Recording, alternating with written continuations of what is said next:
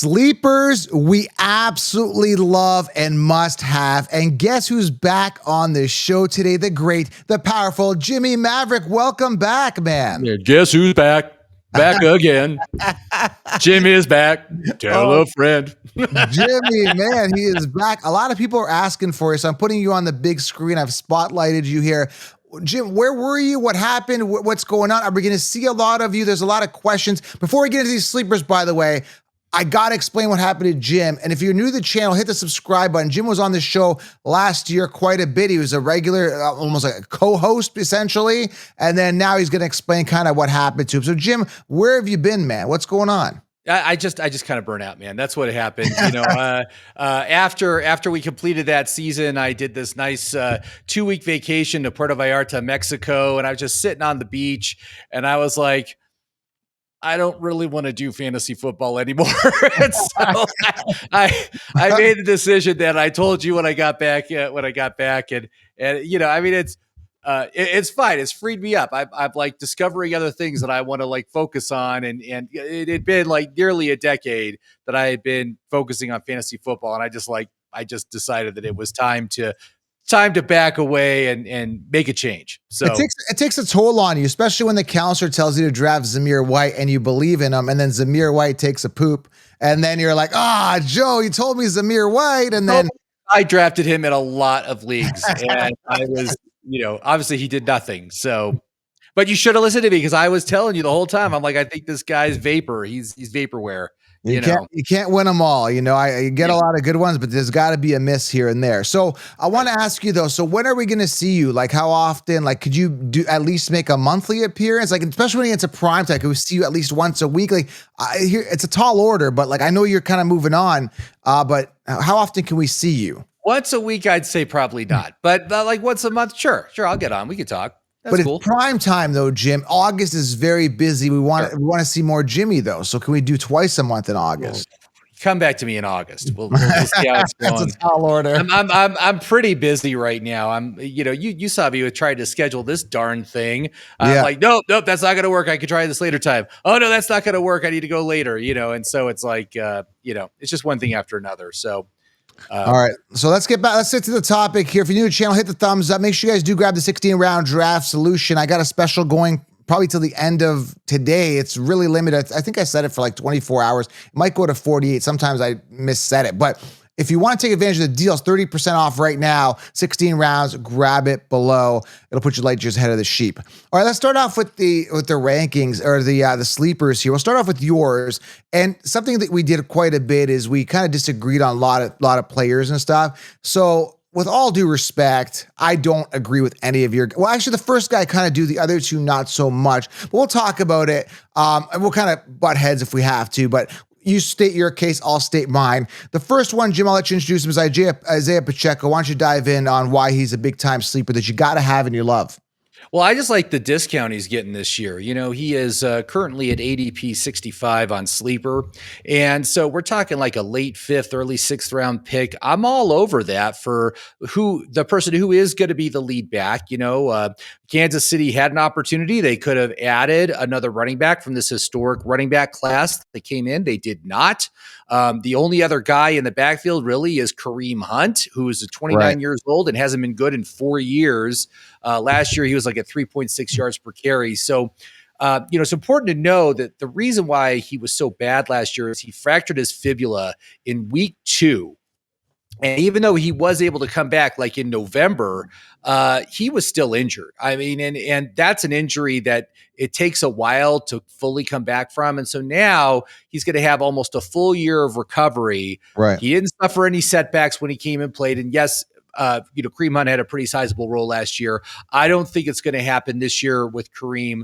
I'm all over Isaiah. I think this whole offense is going to be significantly better. Remember, Rashee Rice was injured.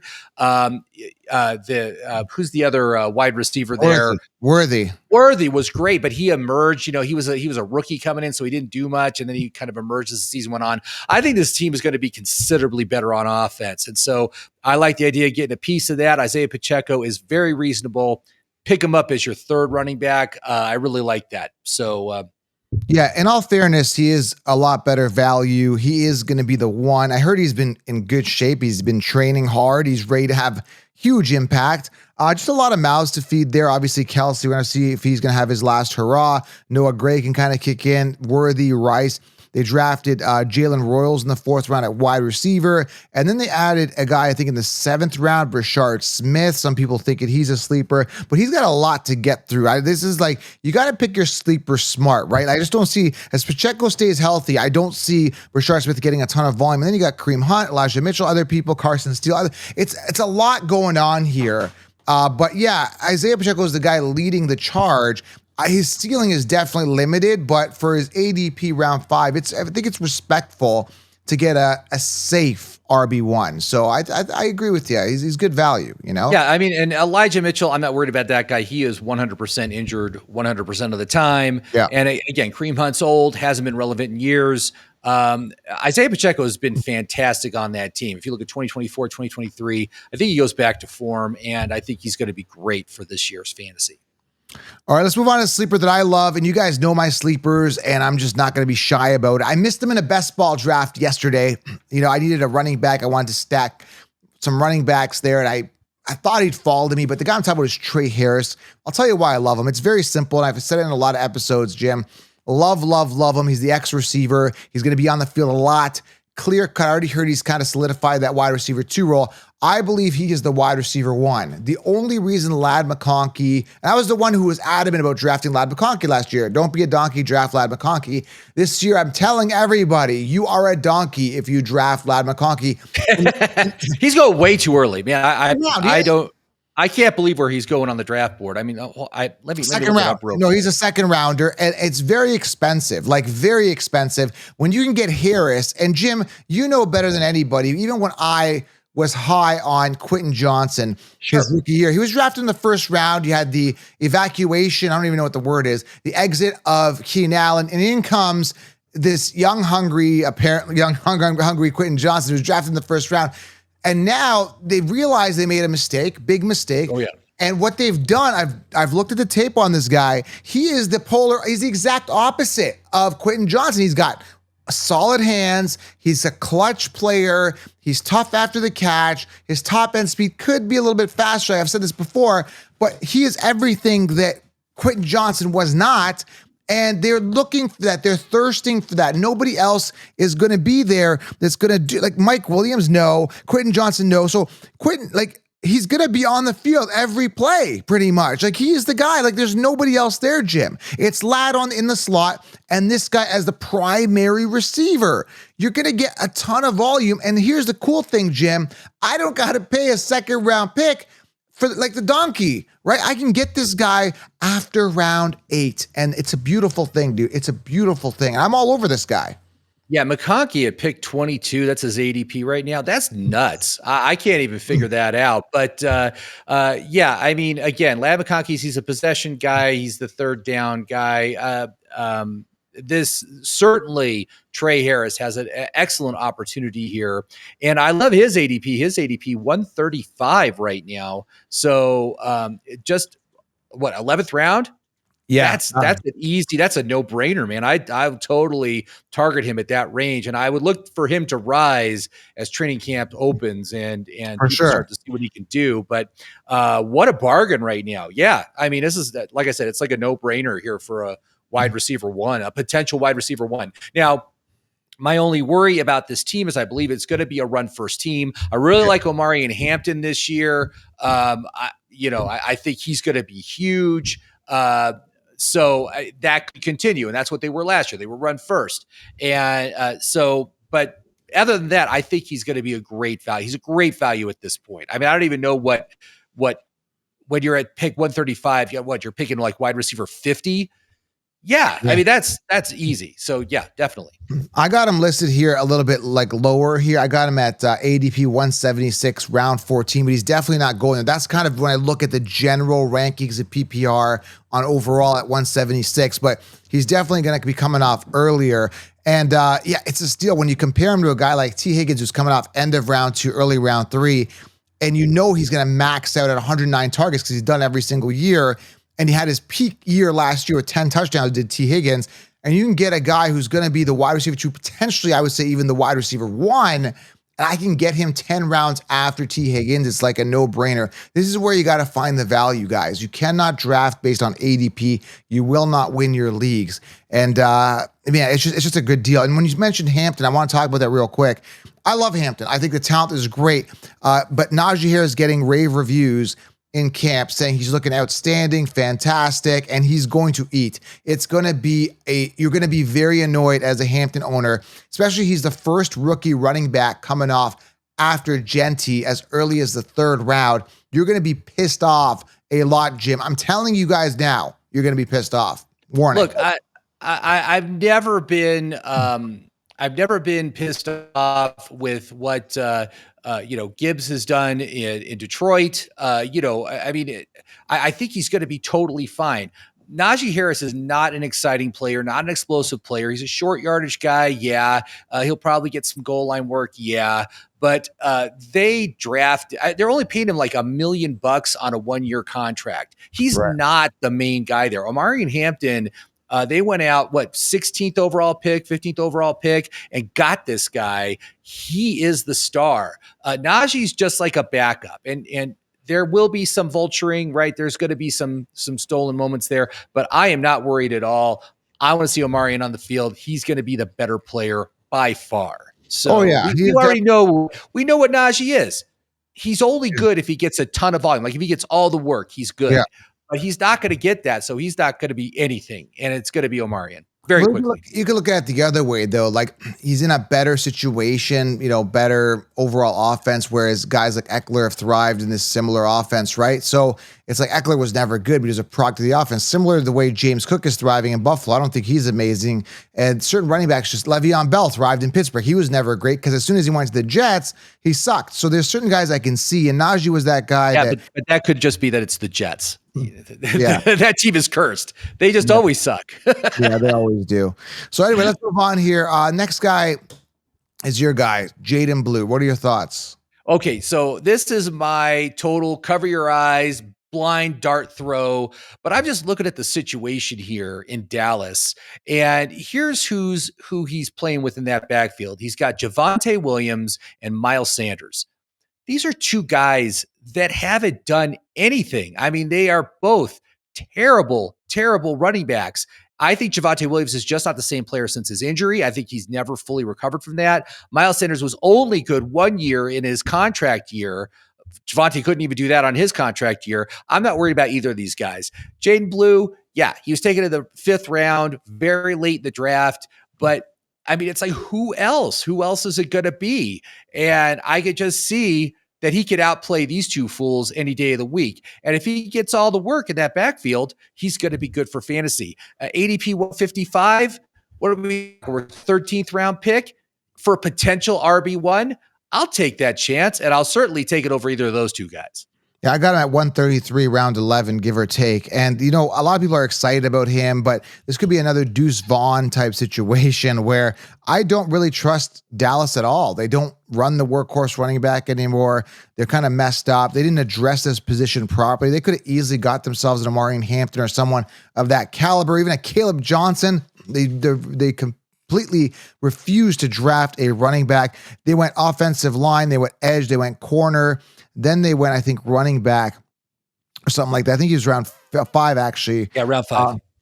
So they basically addressed every other position, then finally got Blue in 5, but then bringing in Javonte. And I heard Javonte saying he feels good. He's been like 2 years removed from his knee, blah, blah, blah, blah. He's 3 years removed. He's not better. He's not any better. Yeah, it's always excuses and BS. So, yeah, I mean, it is a nice dart throw, assuming that if for some reason they just say, hey, it just explodes out, they make them, but I just see the path to getting there.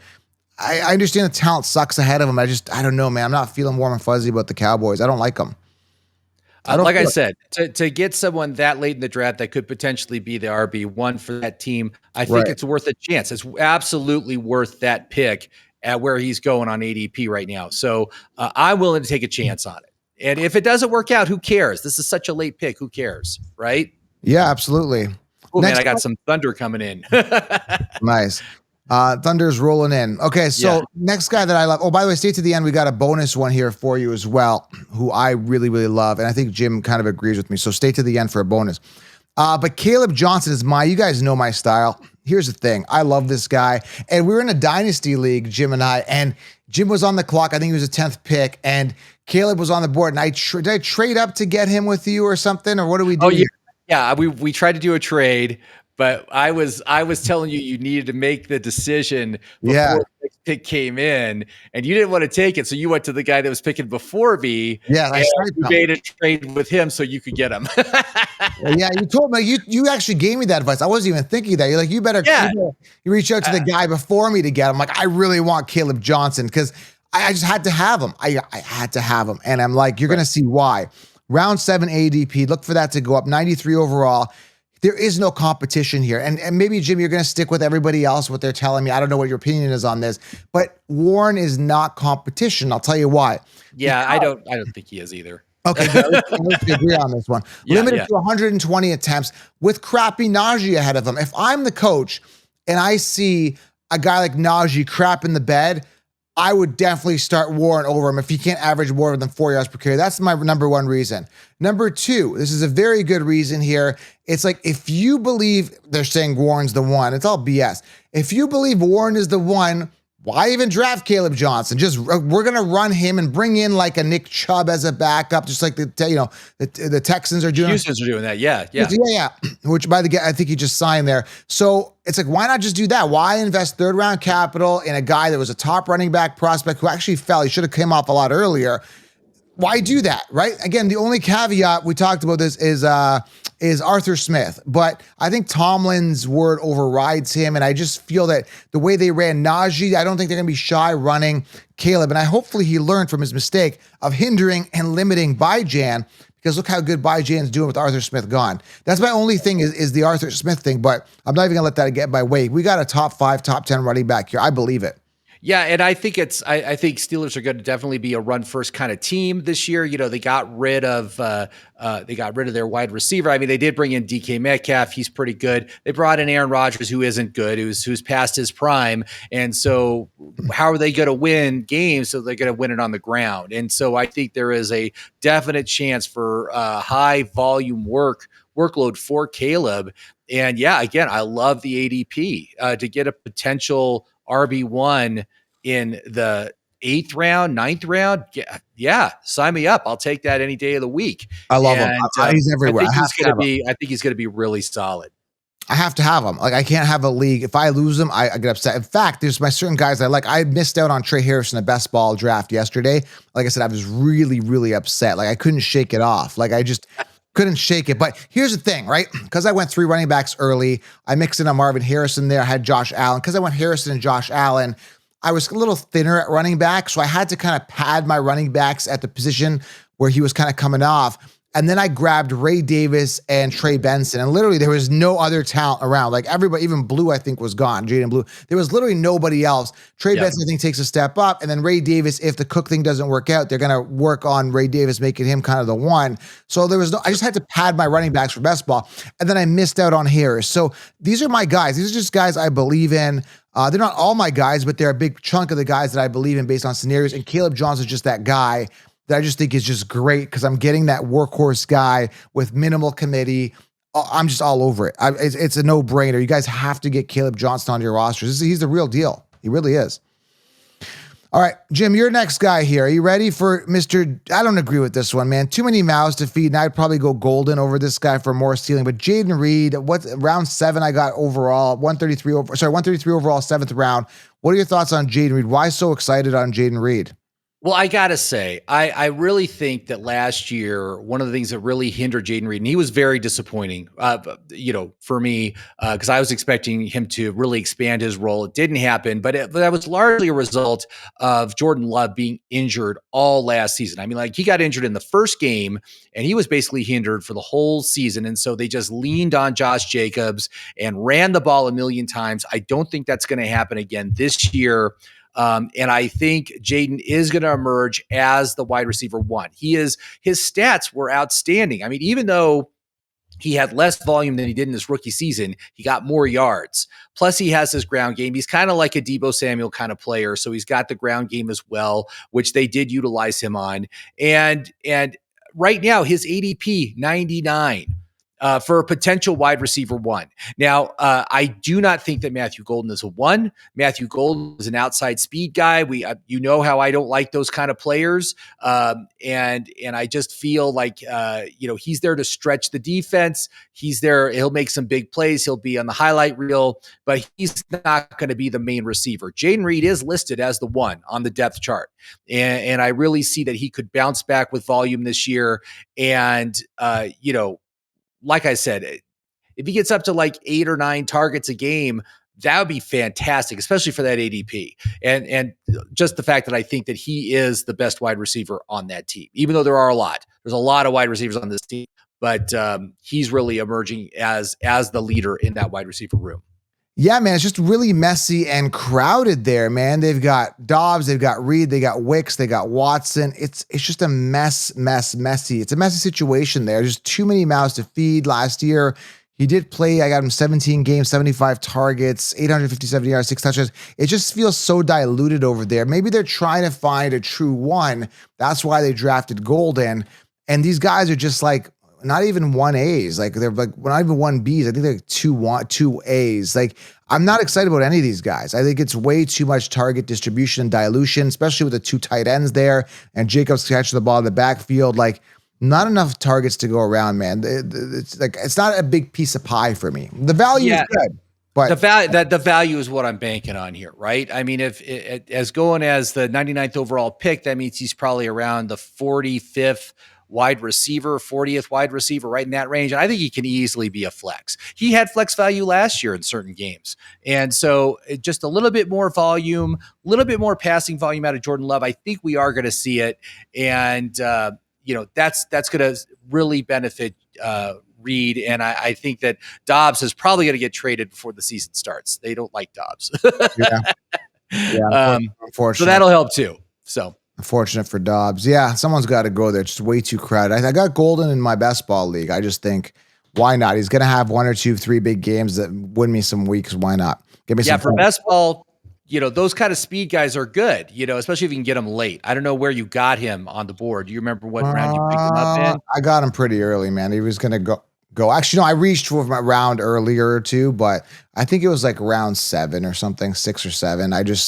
Because again, I would rather had Reed. I didn't like, the thing is I reached for him because I didn't like the other receivers that were ahead of him. They were like stupid receivers ahead of that I just would never have on my team.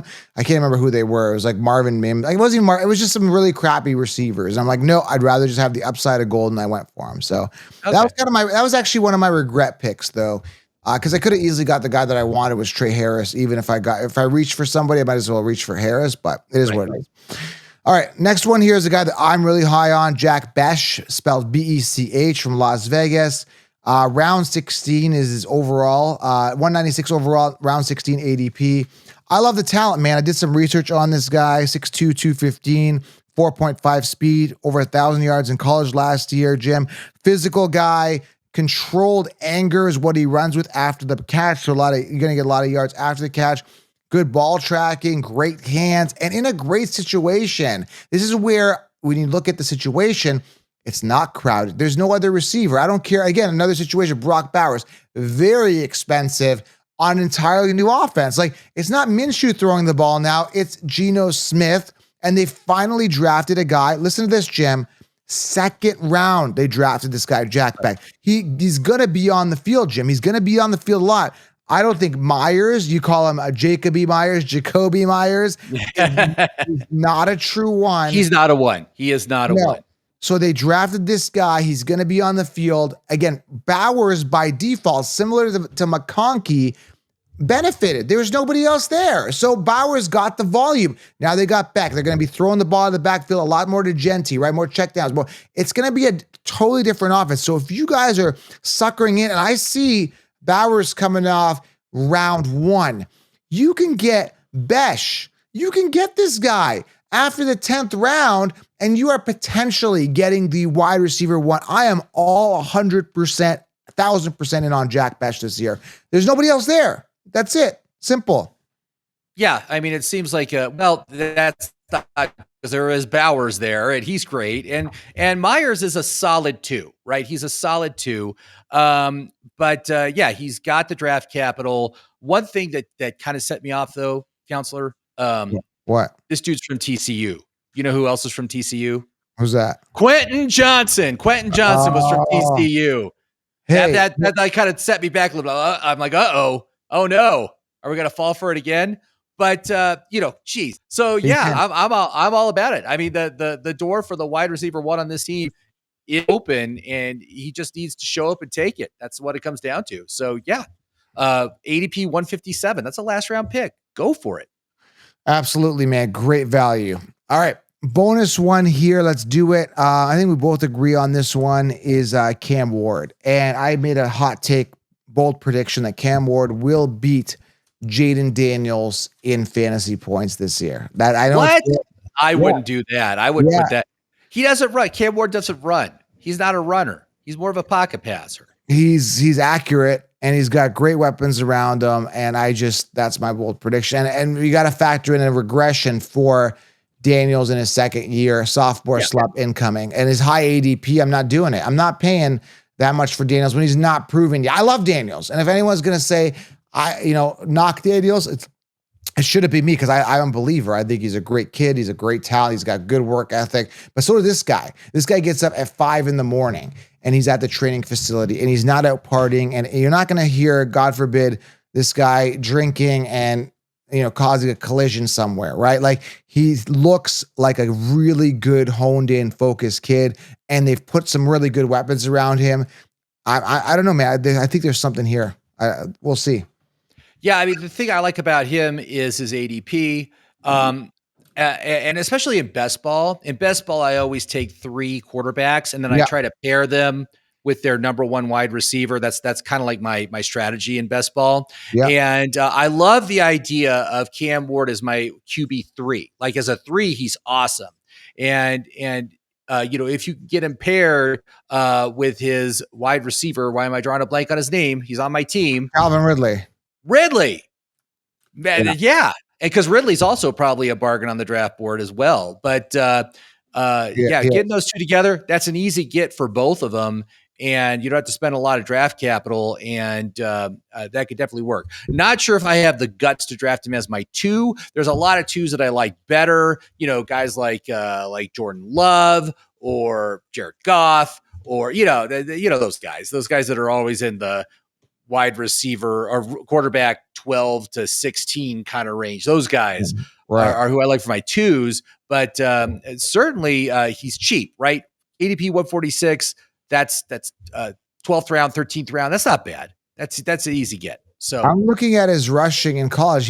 They're respectable. 60 attempts, 4 touchdowns, 120 attempts. He can rush the ball. He'll do it. Like he had 8 touchdowns rushing, I think, in 2023. Compared to Jaden Daniels had a lot more, 186 attempts in 2022, 135 in 2023. So way more rushing yards, way more attempts. I mean, Ward didn't have a lot of rushing yards, only 204 compared to like a Jaden Daniels who had over 1,134 in his last year at college. So big difference in that rushing, but sometimes it's a good thing, man, because you want a good pocket passer that can move if he needs to, but also preserves his body a little bit more. We're going to have to see. It's going to be interesting to see how he does. But if he's throwing a ton of touchdowns, which we need, right? You need those 40 touchdowns, right, to make up for lack of rushing. I'm not sure you can count on that out of a rookie quarterback. I see him as very similar to a player like Drake May, who'll get probably maybe 400 rushing yards over the course of the season. So he's good. He definitely has that. That's a little added bonus over the pure pocket passers. But I don't think we can't really consider him on the same tier as someone like Jaden Daniels or Hurts or one of those guys, right? He's not going to be that kind of a quarterback, but this is a guy that has proven people wrong at every level of his career. Like he was undrafted out of high school and, his progression through the college ranks, just very impressive. He's an impressive young man. And I really wish nothing but success for him. And he should have it. He's got the number 1 overall pick. He's going to be out there week one guaranteed it's not going to be Levis. Are you Forget sure? about that idea. There's no quarterback competition with Levis. I hope that they found their franchise quarterback. I really hope that Tennessee Titans have found it, because that'd be great. So Absolutely. So, Jim, I got the big question here. By the way, hit the thumbs up, guys. Grab 16 rounds. Jim, the big question, there was an old song. I think it was Babyface in the 90s. I don't know who the rapper was. It was like R&B singer, but it was called "When Can I See You Again?" When can I see you again? It's an old song in the 90s. So when can we see you again, Jim? That's the $1 million question here. well, maybe we could talk. I don't even know when training camp opens. That's July, July, right? yeah, So July, yeah. that would probably be a good time to talk, because there's really nothing going on right now. So, it's kind of hard to to parse out what's happening. I check the news feed on my players, on the Dynasty app that we have, and there's like no updates. There's never any updates. I'm like, so I want to wait for there to actually be some news to see what happens. Maybe there's going to be some more trades, because I had, you hear rumors about guys like Dobbs getting traded, and there's a couple other players that seem to be in flux, like Tyreek Hill. Maybe he'll get traded. I don't know. We'll see what happens. But So this is not the end, Jim. We will see you again. yeah, absolutely. Yeah, sure. This is fun. I always enjoyed our conversations and looking at players and stuff. And again, it's just not every day anymore. I can't do that. We gotta earn your fantasy love back. You can't give up on the fantasy, Jim. You gotta keep it going. I'm still doing it. I'm still doing fantasy. I'm just not doing as much as I did. Right. Well, you're kind of pulling an Andrew Luck here, like it's like you're leaving retiring before my time. I'm not retiring though. I'm not. Just the fact that I'm here shows you that I'm not retired. I'll still do it, but Okay, well, hopefully you make a return. Like this is legendary commentating, so we need maybe a return. Maybe you take a year off and you think, hey, I kind of miss it, or maybe a couple of years, I kind of want to get back to. So we'll figure something out. Sure. Get you back into it. Maybe if I can get Chat GPT to create a new app for me, something that with more features that I wanted that I was never able to do. Chat GPT does that. It'll like write you code. Oh yeah. And then it'll show you can say like, oh, hey, Chat GPT, I'm not a programmer. How do I actually get this to work? And it'll give you the step-by-step instructions to do that too. I'm like, oh, okay, that's interesting. Pretty smart. Yeah. You just got to hope that it's giving you the right information, because, that damn system lies. It lies all the time. It's bad. It's all about the input, man. Sometimes I'll put something in and it messes it up, and I'm like, well, that's not what I want. I'm like, oh yeah, you're right. This is that. I'm like, yeah. Well, then why did you say that? It's because it's a stupid computer. It's not artificial intelligence. It's just like a word model. That's all it is. But But anyway, yeah. So all right, guys, subscribe, thumbs up. Drop a comment for Jim, and we'll be back. We're gonna get Jimmie on again, and I'll keep the daily content coming for you guys. Thanks, Jim. Hey, thanks, Counselor. It was fun. All right, have a good day, guys. We're out.